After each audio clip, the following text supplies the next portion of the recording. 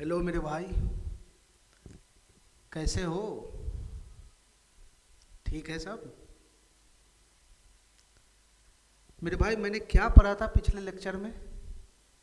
हमारी number system की दो क्लासें अभी तक हो चुकी है, जिसमें मैं रियल नंबर्स वास्तविक संख्या ही अभी तक पढ़ा रहा हूँ। उसका कुछ थ्योरी अभी और बचा हुआ है, जो आज कंप्लीट हो जाएगा।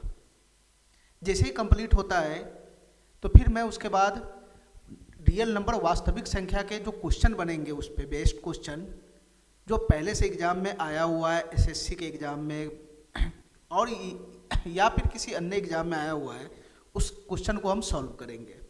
तो आज हम अपना थ्योरी कंप्लीट कर लेंगे। दो तीन चार टॉपिक और रह गया हुआ है उसमें, उसको आज हम कंप्लीट कर लेंगे। तो अभी तक हम लोगों ने क्या पढ़ा है मेरे भाई? अभी तक हम लोगों ने क्या पढ़ा है? तो अभी तक हम लोगों ने पढ़ा है, प्राकृत संख्या के बारे में पढ़ा है, पूर्ण संख्या के बारे में पढ़ा है, सम संख्या, विषम संख्या, अभाज्य संख्या, भाज्य संख्या, सह अभाज्य संख्या, उसके बाद ट्विन प्राइम नंबर्स, उसके बाद परफेक्ट नंबर्स और पूर्णांक वगैरह जो शुरू में डील हम किए थे, पूर्णांक, पूर्णांक, संख्या रेखा, ये सब पहली क्लास में ही डील किए थे। अब हमारा यहाँ से कुछ पोर्शन रह गया हुआ है, उसको हम लोग आज करेंगे। ठीक है, आज हम लोग करेंगे परिमेय संख्या, अपरिमेय संख्या, वास्तविक संख्या। ठीक है, उसको आज हम लोग कंप्लीट करके और फिर हम लोग क्वेश्चन शुरू कर देंगे। ठीक है भाई, तो आगे हम लोग पढ़ना शुरू करते हैं अब। ठीक है, चलो मेरे भाई।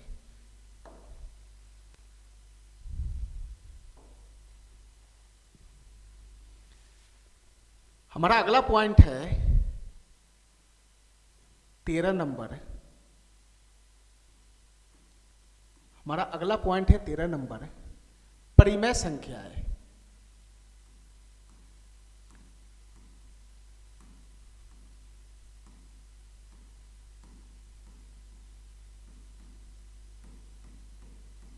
परिमेय संख्या है। ठीक है मेरे भाई, इंग्लिश में इसको कहा जाता है रेशनल नंबर्स।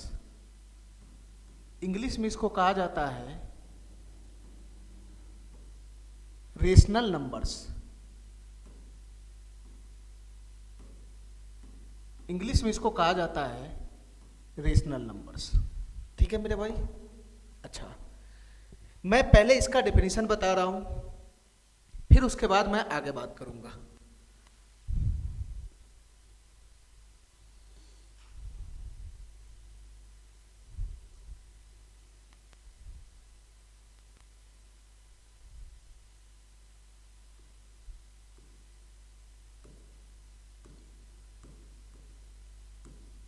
जब किसी जब किसी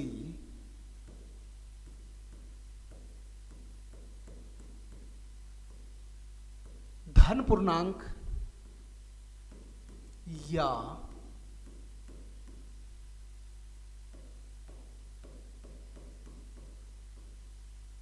जब किसी धन पूर्णांक या ऋण पूर्णांक में धन पूर्णांक या ऋण पूर्णांक में किसी अन्य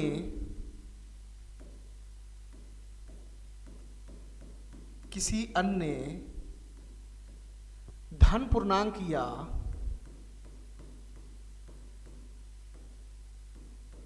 किसी अन्य धन पूर्णांक या ऋण पूर्णांक से भाग दिया जाता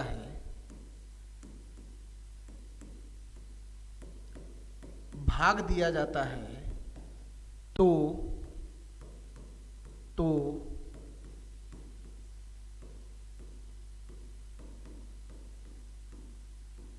परिमेय संख्या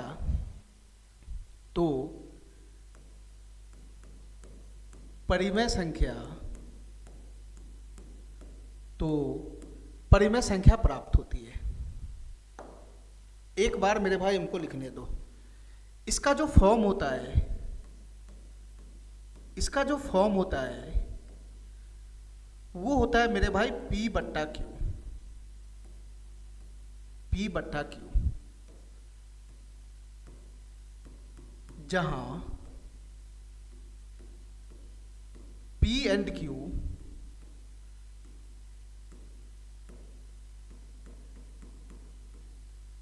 धन पूर्णांक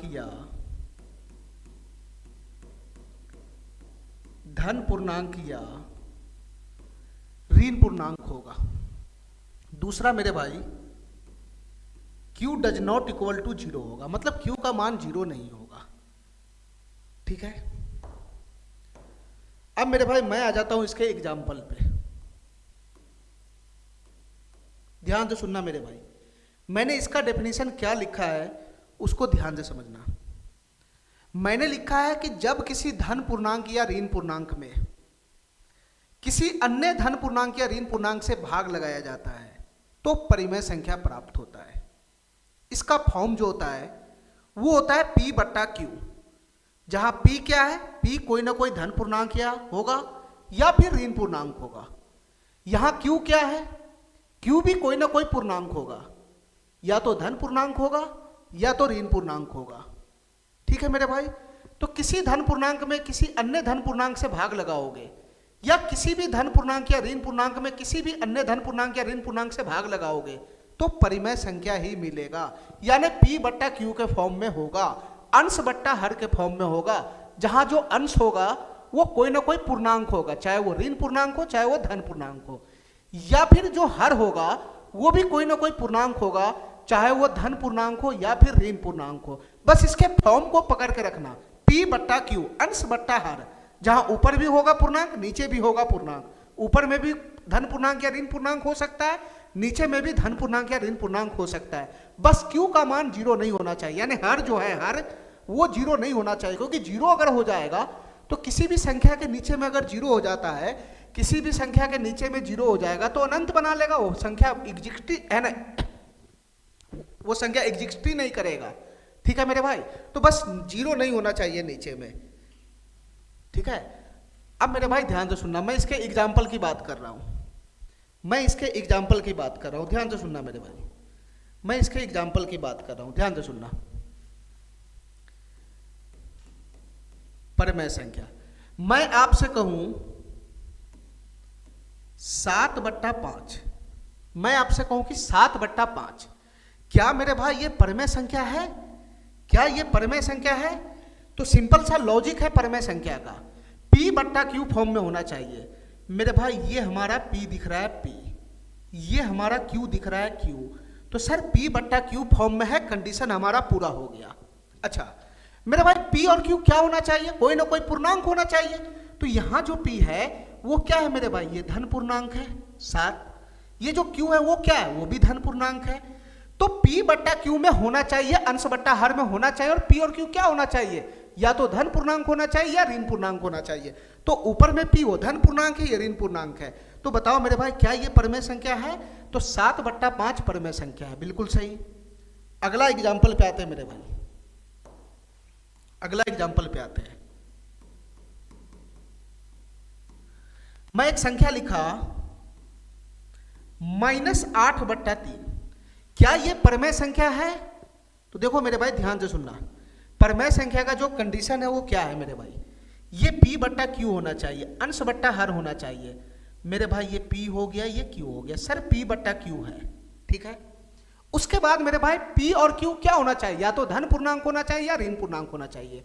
यहां बताओ मेरे भाई P क्या है? सर P ऋण पूर्णांक है और Q क्या है? धन पूर्णांक है। तो चलेगा तो सही, कहां कोई दिक्कत है? P या तो धन पूर्णांक होना चाहिए या ऋण पूर्णांक होना चाहिए, जो है ये तो बिल्कुल चलेगा, ठीक है। तो ये भी हमारा परिमेय संख्या हो गया, ये भी मेरा परिमेय संख्या हो गया, ठीक है मेरे भाई। मैं अगला एग्जाम्पल के बारे में बात करता हूं, मैं अगला एग्जाम्पल के बारे में बात करता हूं। मैं एग्जाम्पल लिया 7/-5, 7/-5, क्या ये परिमेय संख्या है? तो चेक करो ना भाई, चेक करो ना परिमेय संख्या है या नहीं। मेरे भाई ये हमारा P हो गया, ये हमारा Q हो गया, और P यहाँ पे धन पूर्णांक है, Q यहाँ पे ऋण पूर्णांक है, तो P और Q कोई सा भी पूर्णांक है तो परमेय संख्या होगा ना। तो ये भी हमारा क्या हो गया, परमेय संख्या हो गया।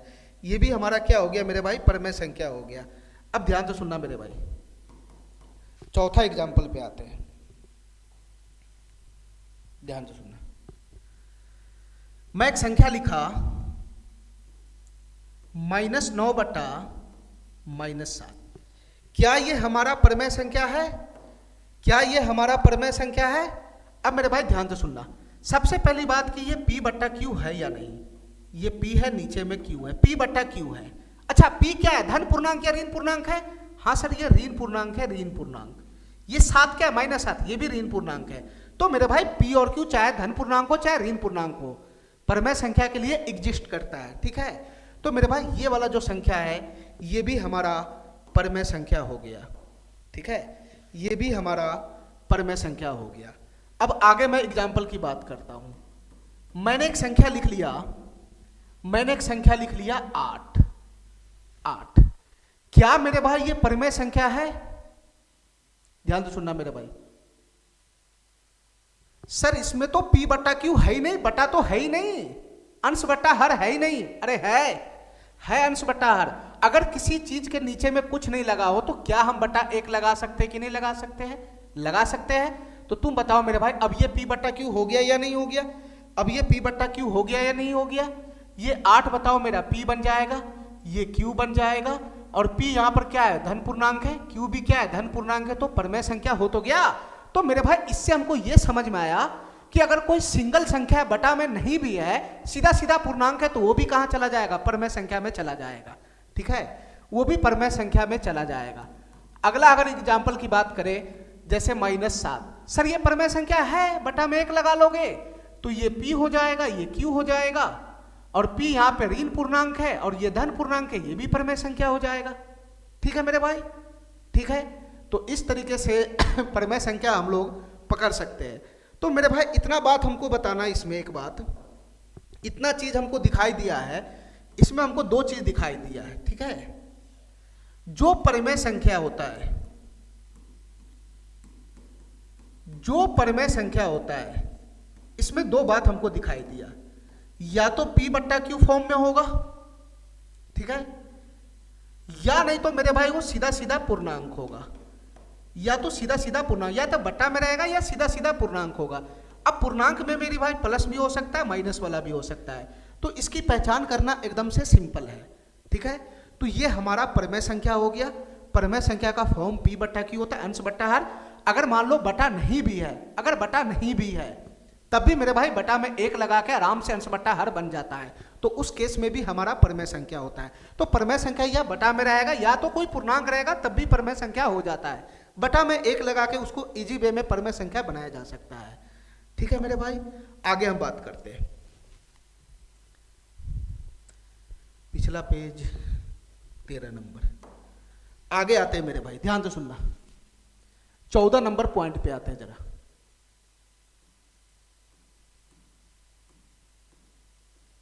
चौदह नंबर पॉइंट पे आते हैं। यह है मेरे भाई अपरमेय संख्या।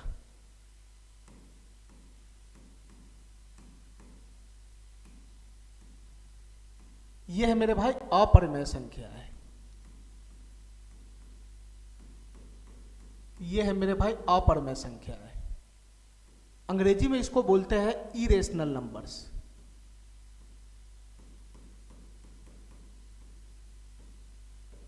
इरेशनल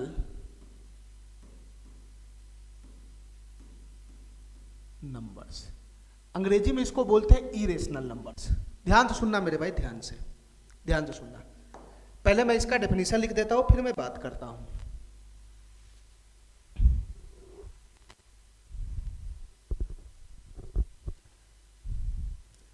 मैं इसका डेफिनेशन लिख देता हूं। वैसी संख्याएं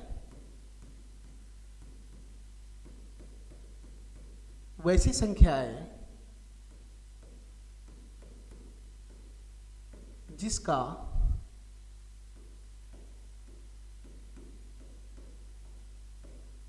पूरा वर्गमूल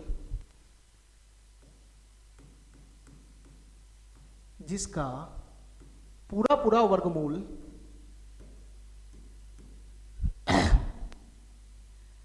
नहीं निकलता हो, पूरा पूरा वर्गमूल नहीं निकलता हो, अपरिमेय संख्या कहलाता है। पूरा पूरा वर्गमूल नहीं निकलता हो, अपरिमेय संख्या, अपरिमेय संख्या कहलाता है।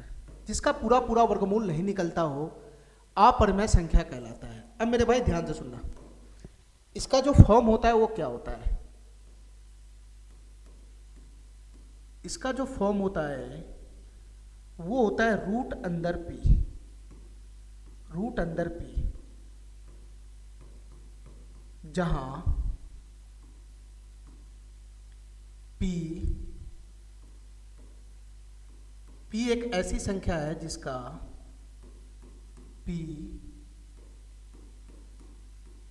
पूर्ण वर्ग नहीं हो,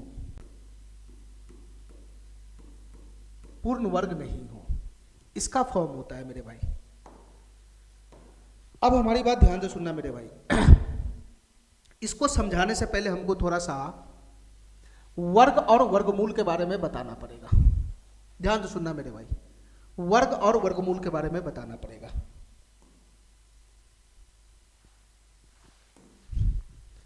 देखो मेरे भाई, एक संख्या मैंने लिखा एक, एक, ठीक है, इसका मैंने स्क्वायर किया, स्क्वायर, तो एक ही बनेगा। एक संख्या मैंने लिखा दो, इसका स्क्वायर किया तो चार बनेगा।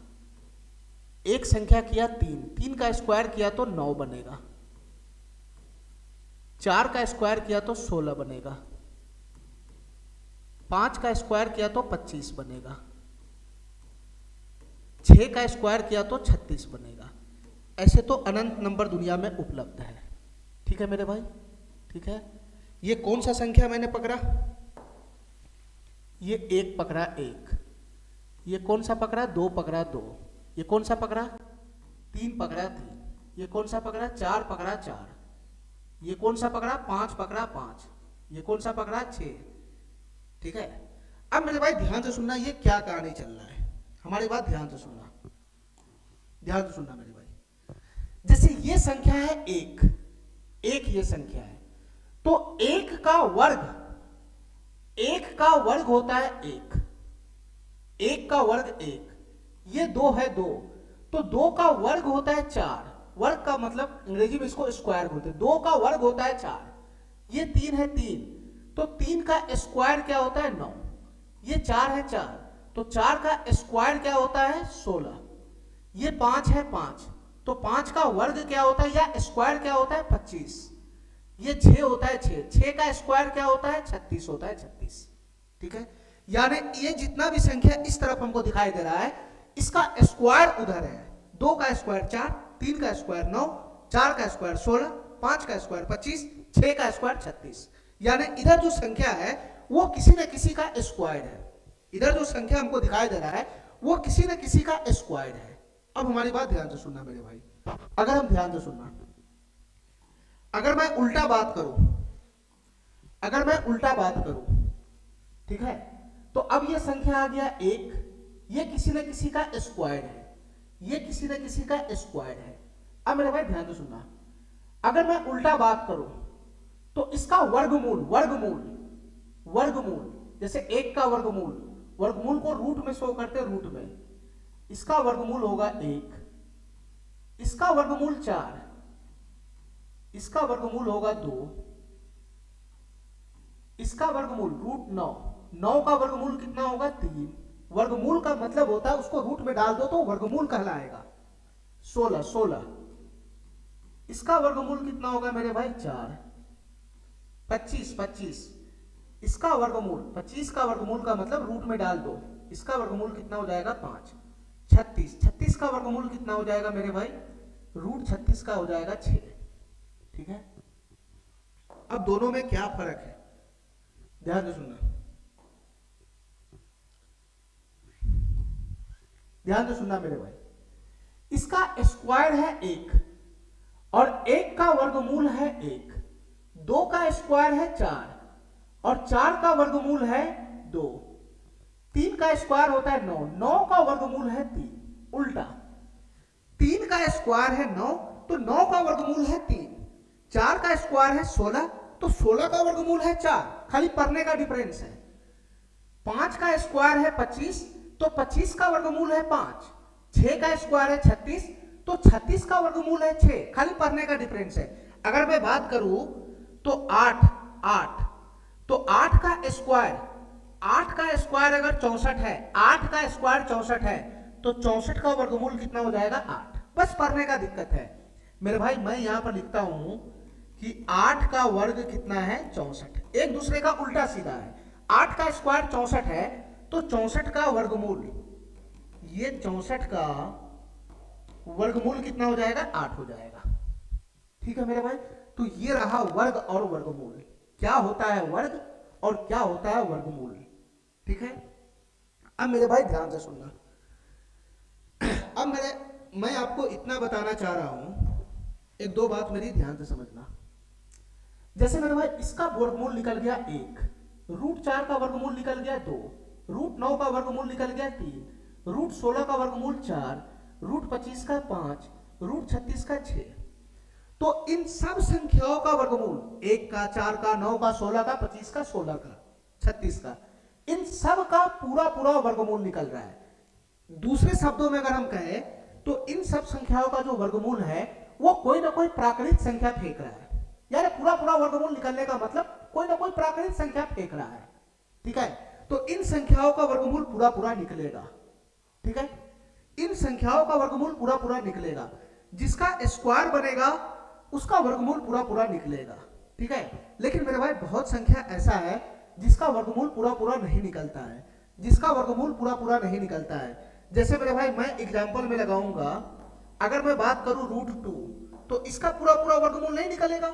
ये तो स्टैंडर्ड डाटा है कि 1 का वर्गमूल निकलेगा, √4 का निकलेगा, 9 का निकलेगा, 16 का निकलेगा, 25 का निकलेगा, 36 का निकलेगा, 49 का निकलेगा, 7 का स्क्वायर 49, ये स्टैंडर्ड डाटा है। 7 का स्क्वायर 49 तो 49 का वर्गमूल 7, ये सब स्टैंडर्ड डाटा है कि इसी का वर्गमूल आएगा। 1 का निकलेगा, 4 का निकलेगा, 9 का निकलेगा, 16 का निकलेगा, 25 का निकलेगा, 36 का निकलेगा। किसका निकलेगा? तुम स्क्वायर करते चले जाओ, उसका निकलेगा। 7 का स्क्वायर करोगे 49 तो 49 का निकलेगा। 8 का स्क्वायर करोगे 64 तो 64 का वर्गमूल पूरा पूरा निकलेगा। 9 का स्क्वायर करोगे 81 तो 81 का वर्गमूल पूरा पूरा निकलेगा। 10 का स्क्वायर करोगे 100 तो उसका पूरा पूरा वर्गमूल निकलेगा। मेरे भाई कोई सा भी संख्या जिसका तुम स्क्वायर कर पा रहा है उसी का वर्गमूल पूरा पूरा निकलेगा। ठीक है, इसके अलावा ये सब जितना भी संख्या, ये सब स्टैंडर्ड वैल्यू है, जिसका स्क्वायर करने पर ये आता है तभी वर्गमूल निकलता है। तो इसके अलावा अगर कोई संख्या आ गया जो स्टैंडर्ड में नहीं है, 1, 4, 9, 16, 25, 36, 49, 64, 81, 100, इसके अलावा अगर कोई संख्या आ गया तो उसका तो वर्गमूल पूरा पूरा निकलेगा ही नहीं। तो वर्गमूल पूरा पूरा अगर नहीं निकलेगा तो फिर वो परमेय संख्या नहीं होगा। मैं ये बात कह रहा हूं आपसे कि वैसी संख्या है जिसका पूरा पूरा वर्गमूल निकल जाए। पूरा पूरा वर्गमूल निकलने का मतलब जो स्टैंडर्ड डाटा है उसी का पूरा पूरा वर्गमूल निकल रहा है। तो ये संख्या जो है 16, इसका पूरा पूरा वर्गमूल आ गया 4, यानी प्राकृतिक संख्या आ गया। ठीक है, √25, 5 आ गया, पूरा पूरा वर्गमूल निकल रहा है। तो ये संख्या सब क्या कहलाएगा? परमेय संख्या कहलाएगा। ये संख्या सब क्या कहलाएगा? सॉरी, ये संख्या क्या कहलाएगा? अपरमेय संख्या। जिसका पूरा पूरा वर्गमूल ना निकले तो वो संख्या क्या कहलाएगा? अपरमेय संख्या कहलाएगा। सॉरी मेरे भाई। ठीक है, तो जिस संख्या का पूरा पूरा वर्गमूल अगर निकल जाता है तो वो तो परमेय में भाग गया, लेकिन जिसका पूरा पूरा वर्गमूल ना निकले तो वो अपरमेय संख्या हो जाएगा। तो सर किसका किसका है ना पूरा पूरा वर्गमूल नहीं निकलेगा? तो जो स्टैंडर्ड वैल्यू नहीं है उसका नहीं निकलेगा, जिसका स्क्वायर नहीं बन पा रहा है उसका पूरा पूरा वर्गमूल नहीं निकलेगा। तो मेरे भाई किसका नहीं निकलेगा? तो मैं कुछ एग्जाम्पल बताना चाहता हूं। जैसे √2, इसका पूरा पूरा नहीं निकलेगा। √3, √5, √6, √7, √8, √10, √11, इस तरीके तो अनंत नंबर है, इसका पूरा पूरा वर्गमूल नहीं निकलेगा। क्यों नहीं निकलेगा? क्योंकि इसके अंदर जो संख्या है वो किसी का स्क्वायर है ही नहीं, वो किसी का स्क्वायर ही नहीं बन रहा है जो इसका वर्गमूल निकलेगा।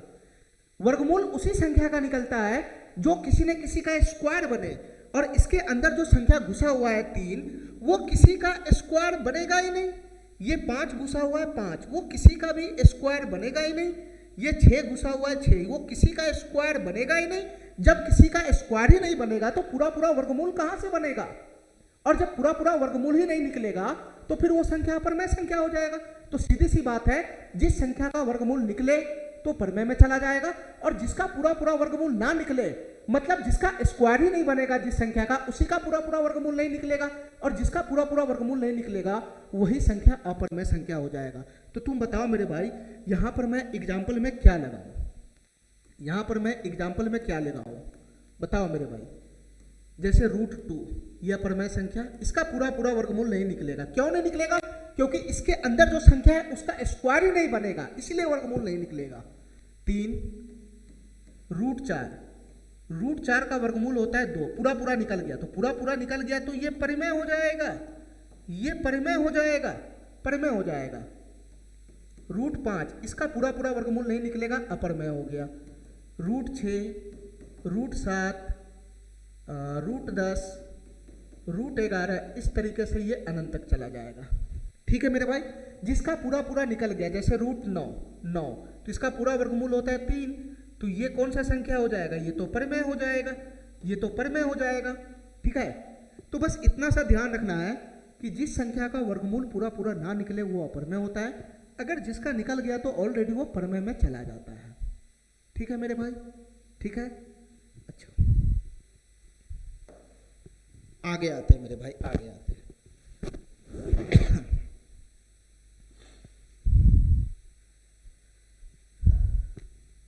14 नंबर, आगे आते हैं मेरे भाई।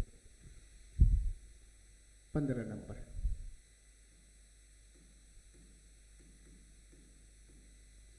वास्तविक संख्या है।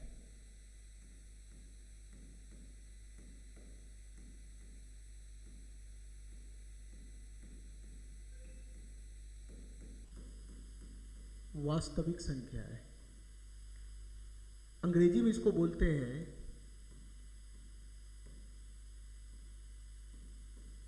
Real numbers. अंग्रेजी में इसको बोलते हैं रियल नंबर्स। ध्यान से सुनना मेरे भाई,